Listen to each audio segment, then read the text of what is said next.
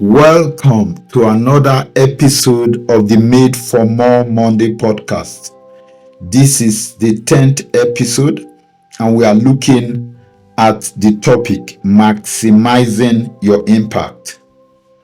Each of us is designed by God to make a difference, not just in our personal lives, but in the world around us.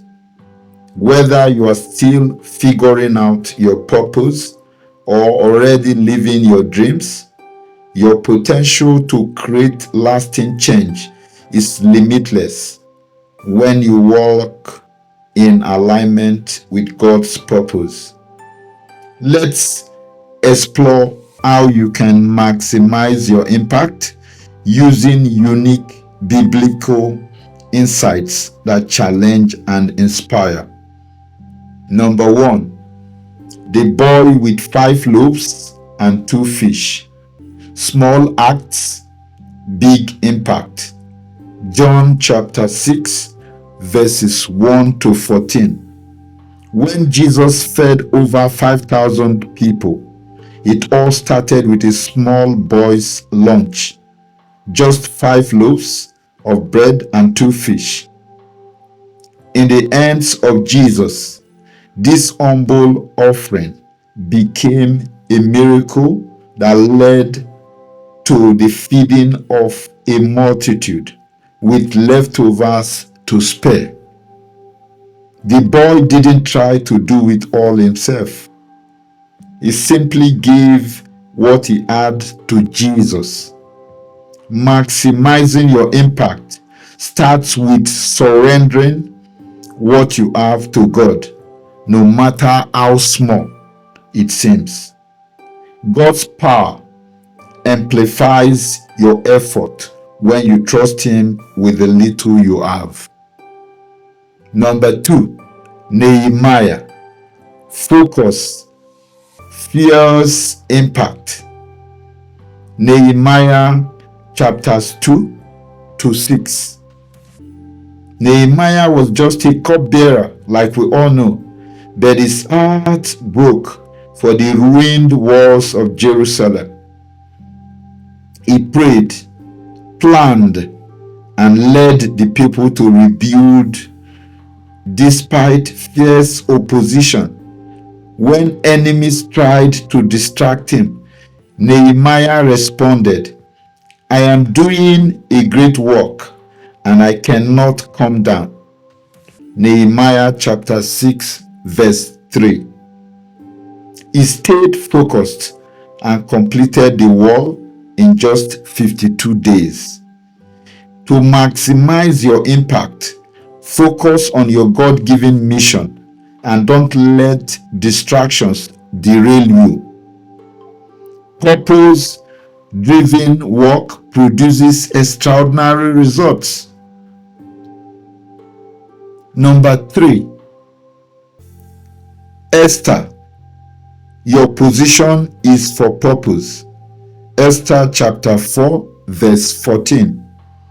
Esther was elevated to the role of queen, not for personal gain, but to save her people. When Mordecai reminded her, "Who knows but that you have come to your royal position for such a time as this?"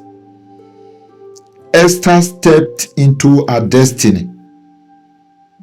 Her courage to act saved the entire Jewish nation. Your influence and opportunities, whether big or small, are tools God can use to impact others. Recognize that your current position has eternal significance.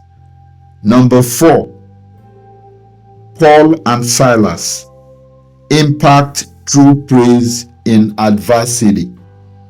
Acts chapter 16, verses 25 to 34. While imprisoned, Paul and Silas could have despaired, but instead they prayed and sang hymns.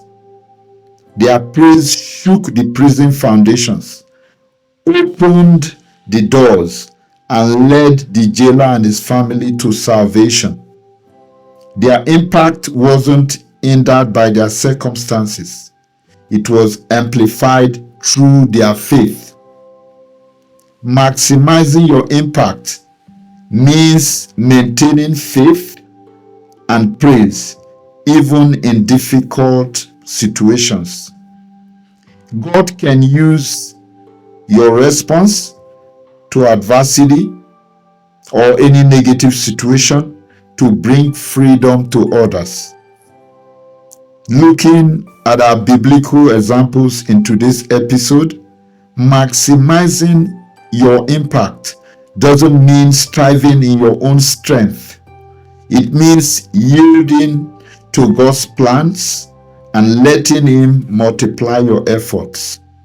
Whether through small offerings, focused work, courageous steps, or steadfast faith, God can use your life to create ripples of change across nations and generations. Today, before we go, ask yourself, what has God placed in your hands? How can you step boldly into the opportunities before you? Thank you for tuning into this Impact Maximizing 10th episode of the Made for More Monday podcast. Remember, when you partner with God, the impact you make can exceed anything you ever imagined. Until next time, stay focused and keep maximizing your impact in your family, your neighborhood, your community, your church, your workplace, your business, your city, and your nation. Shalom.